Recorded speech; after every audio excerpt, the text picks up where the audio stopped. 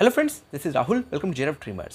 सो friends, हमने जो है एमसीक्यू सीरीज स्टार्ट कर रखी थी regarding the UGC NET commerce, जिसमें मैं आपके साथ पार्ट 1 एंड पार्ट 2 डिस्कस कर चुका हूं। हम पर्टिकुलर पार्ट में 15 क्वेश्चन डिस्कस करते हैं जो कि इंपॉर्टेंट टॉपिक्स से होते हैं। ठीक है, जितने भी अभी तक मैंने एमसीक्यू डिस्कस करे आपके साथ वो सारे इंपॉर्टेंट टॉपिक्स से ही थे।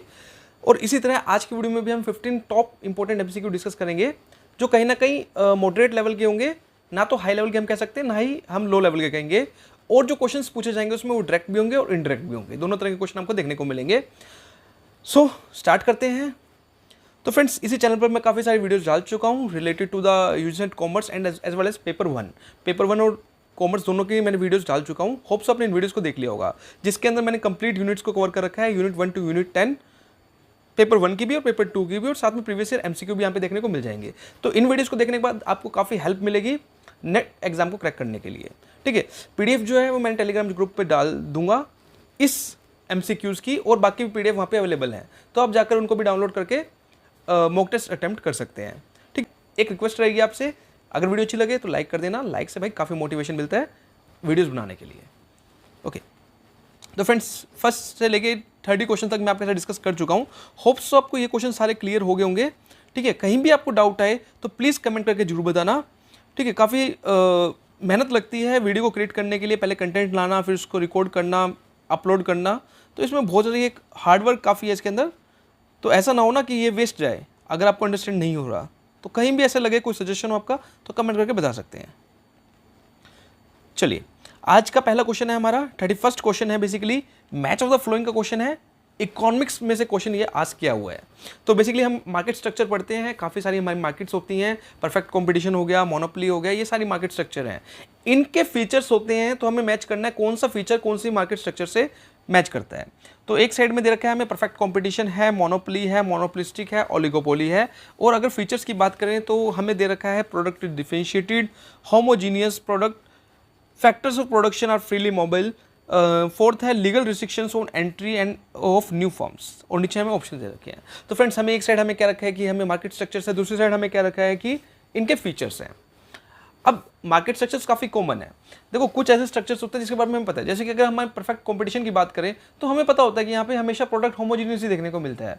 ठीक है, तो हमेशा मैच ऑफ द फ्लोइंग के अंदर सबसे पहला रूल एलिमिनेशन लगाया करो। जिस चीज़ के बारे में आपको पता है उसको मैच कर लो, उसके बाद बाकी को देखो।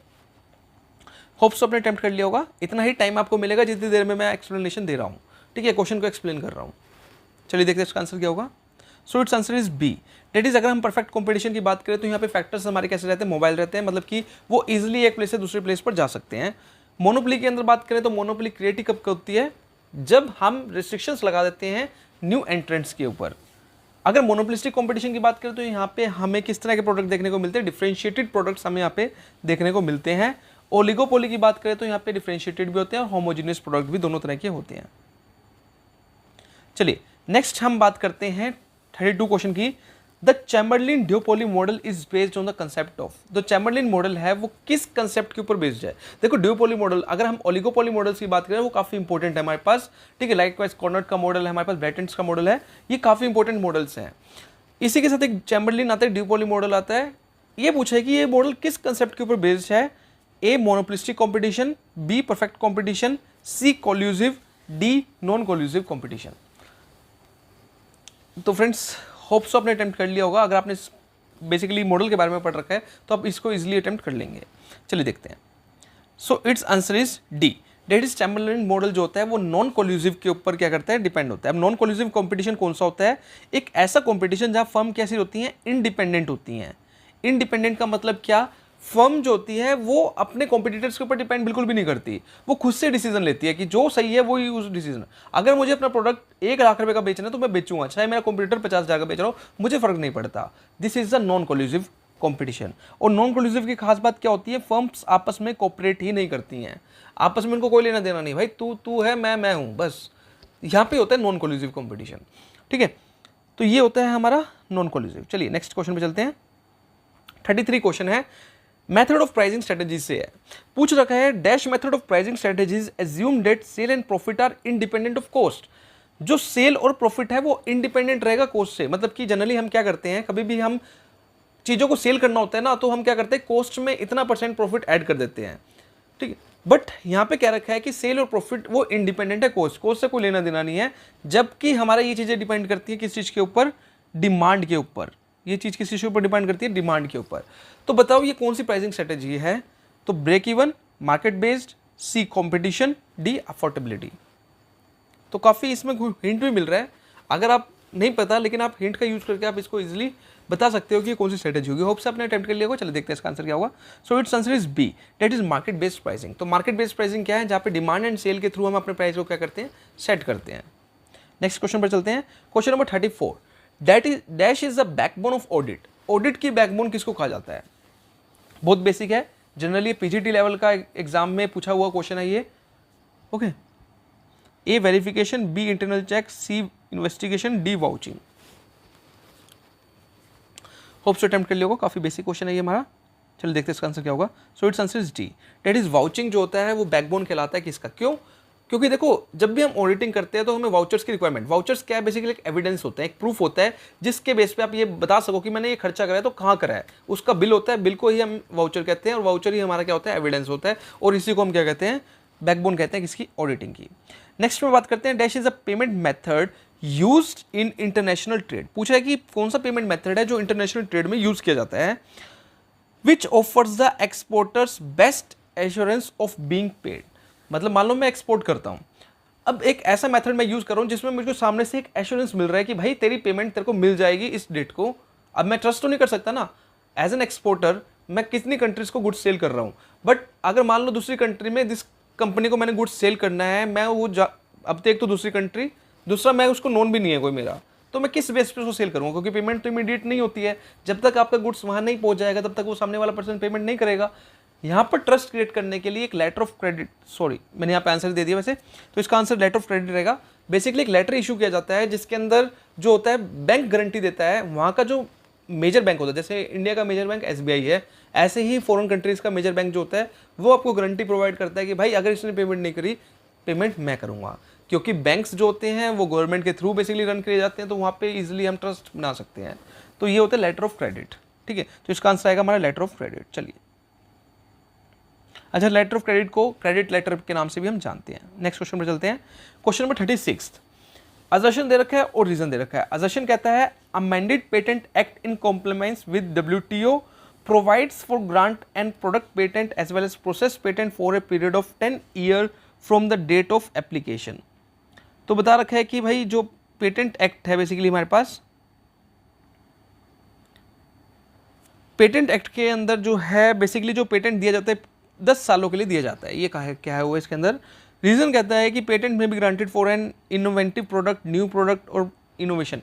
तो दूसरी स्टेटमेंट क्या रखा है कि जो पेटेंट दिया जाता है वो न्यू प्रोडक्ट के लिए या न्यू इन्वेंशन के लिए दिया जाता है। तो आपको बताना है कि कौन सा ठीक है कौन सा गलत है। नीचे हमें ऑप्शन दे रखे हैं, काफ़ी ईजी है ये भी, पता होगा आपको पेटेंट एक्ट के अकॉर्डिंग कि पेटेंट्स कितने साल के लिए दिया जाता है। होप सब ने अटेम्प्ट कर लिया होगा। चल देखते हैं इसका आंसर क्या होगा। So it's answer is B.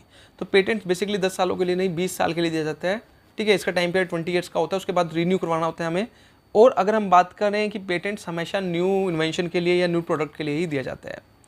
Question number 38, statutory audit is often known as. तो जो स्टैट्यूटरी ऑडिट के काफ़ी सारे टाइप्स है फ्रेंड्स, जो मैंने डिस्क्राइब कर रखे हैं वीडियो के अंदर, आप जाकर देख सकते हैं। उसमें से वन टाइप के बारे में बात की गई है स्टैट्यूटरी ऑडिट के बारे में। इसको और क्या कहा जाता है, A management audit, B cost audit, C internal audit and D financial audit. तो बहुत बेसिक है, होप्स आपने अटेम्प्ट कर लिया होगा। चलिए देखते हैं इसका आंसर क्या होगा। So it's answer is D, that is statutory audit को हम फाइनेंशियल ऑडिट के नाम से भी जानते हैं। क्यों जानते हैं, क्योंकि बेसिकली देखो statutory audit is a form of audit that is required by the law. तो लॉ के थ्रू इसको कंपल्सरी किया गया है स्टैट्यूटरी ऑडिट को। अब इसमें होता क्या है, बेसिकली इसके अंदर जो होते हैं हम जितने भी फाइनेंशियल्स जो होते हैं स्टेटमेंट्स होती हैं उनकी क्या करते हैं, ऑडिट करते हैं ऑर्गेनाइजेशन की। डेट्स वाई इस ऑडिट को हम फाइनेंशियल ऑडिट भी कहते हैं। तो ये स्पेसिफिक कंडीशंस के रिगार्डिंग कंडक्ट कराया जाता है इस ऑडिट को। नेक्स्ट पे चलते हैं 39 के ऊपर। कुछ हमारे प्रमोशनल कंपेनियन हैं और उसके अलावा कंपनी है। हर एक कंपनी का एक प्रमोशनल कंपेनियन होता है। आपको बताना है कि कौन सा कंपेनियन किस कंपनी से मैच करता है। ए पे दे रखा है हमारे पास स्टे स्ट्रॉन्ग मॉम्स, बी दे रखा है जीत की ओर, C let's end stereotypes India, D दे रखा है फ्रीडम ऑफ लव। साइड में कंपनी दे रखी है हमारे पास PepsiCo India, HUL, ITC, Brooke Bond India. तो देखो कितनी कॉमन कंपनीज हैं, लेकिन स्टिल हमें इनके प्रमोशनल कंपेनियन के बारे में अभी भी कंफ्यूजन आपको कईयों को होगी इसके अंदर, ठीक है, जबकि हम इसको रेगुलरली यूज़ करते हैं इनके प्रोडक्ट्स को। तो देखते हैं कितना आपने प्रोडक्ट को ढंग से यूज़ कर रखा है, अगर आपको इसका प्रमोशनल कंपेनियन पता है। नीचे हमें ऑप्शन दे रखे हैं, होप सो अगर आपको पता है तो आपने अटेम्प्ट कर लिया होगा। चलिए देखते हैं इसका आंसर क्या होगा। So it's answer is A, that is अगर हम बात करें स्टे स्ट्रॉन्ग मॉम्स की, तो ये है हमारे पास ITC का प्रमोशनल कंपेनियन। अगर हम बात करें जीत की ओर, तो ये है हमारा PepsiCo India. Let's end stereotypes की अगर हम बात करें तो ये है हमारे पास ब्रुक बैंड। और अगर हम बात करें फ्रीडम ऑफ लव, तो ये है हमारे पास हिंदुस्तान यूनिलीवर। तो ये कुछ प्रमोशनल कंपेनी से फैक्ट्स बेस्ड क्वेश्चन है। चलिए नेक्स्ट है अकाउंट्स के बारे में, नोस्ट्रो अकाउंट के बारे में। अच्छा, हमारे पास कुछ अकाउंट्स होते हैं नोस्ट्रो, वोस्ट्रो, एस्क्रो, ये भी काफ़ी इंपॉर्टेंट है, इसी से रिलेटेड हमें क्वेश्चन मिला हुआ है। तो ए है हमारे पास current account in which foreign currency is kept by the domestic bank in the home country. B है but interest is not paid. C है interest is paid on short term investment. D है all of the above. तो आपको बताना है इनमें से कौन सा नोस्ट्रो अकाउंट से मैच करता है, डिफाइन करते हैं नोस्ट्रो अकाउंट को। So it's answer is A. Basically nostro account की अगर हम बात करें तो इसका मतलब होता है कि आवर अकाउंट विद यू, मतलब कि अगर मान लो कोई कॉमन बैंक है, कोई नॉर्मल बैंक है, वो फॉरेन के साथ डील करना चाहता है, तो उसका डायरेक्टली इन्वॉल्वमेंट नहीं है, तो वो किसी फॉरेन बैंक की ब्रांच में क्या कर लेता है, अपना अकाउंट ओपन करवा लेता है। तो आवर अकाउंट विद यू, तो nostro accounts means our account with you, it is an account maintain by bank with the branch or another bank at overseas centre an account is maintain in foreign currency. हम direct deal नहीं करना चाहते, हम जो उस currency से जो bank deal कर रहा है उसी के अंदर अपना अकाउंट क्या कर लेते हैं, ऑपरेट कर लेते हैं। तो ये होता है हमारे पास नोस्ट्रो अकाउंट, और इसी का अपोजिट चलता है वोस्ट्रो अकाउंट। अच्छा, स्टूडेंट टी टेस्ट जो काफ़ी कॉमन टेस्ट है स्टैट्स के अंदर, बेसिकली हम इसके बारे में बहुत बात करते हैं। स्टूडेंट टी टेस्ट की, इसको किसने दिया था? R.A. फिशर ने, विल्सन ने, वाइल्ड, वोल्फ ने और W.S. गोसेट ने।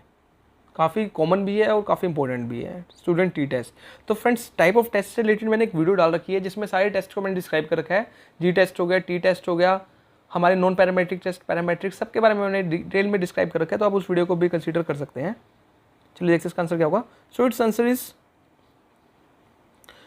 Answer is D, that is William Gosset. तो विलियम गोसेट ने क्या करा था, हमको टू स्टूडेंट टी टेस्ट जो है ये प्रोवाइड कराया था, ठीक है। इसको पेन टेस्ट के नाम से भी हम जानते हैं। चलिए नेक्स्ट क्वेश्चन पे चलते हैं।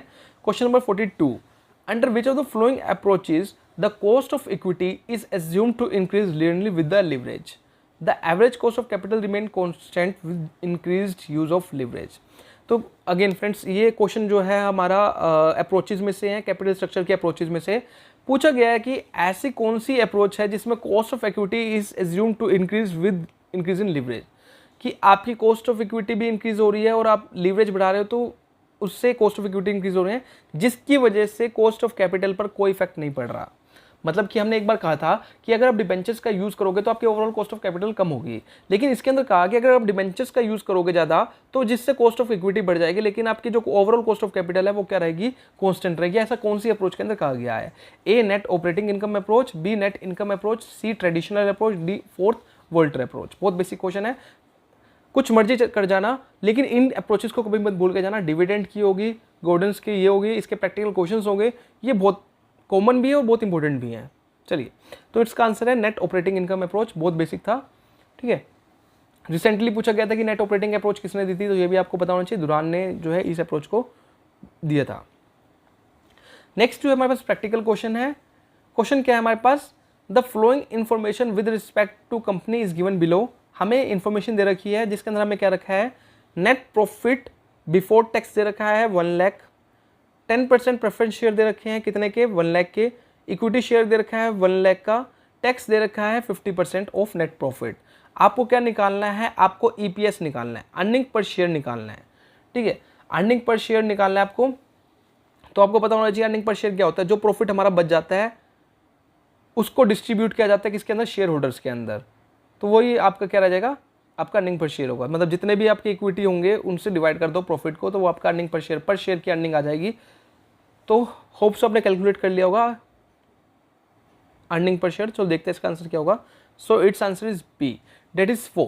अब 4 कैसा है, देखो आपके पास नेट प्रॉफिट बिफोर टैक्स दे रखा था, बिल्कुल दे रखा था, हमारे पास कितना था 1 लाख था, कितना था हमारे पास 1 लाख था।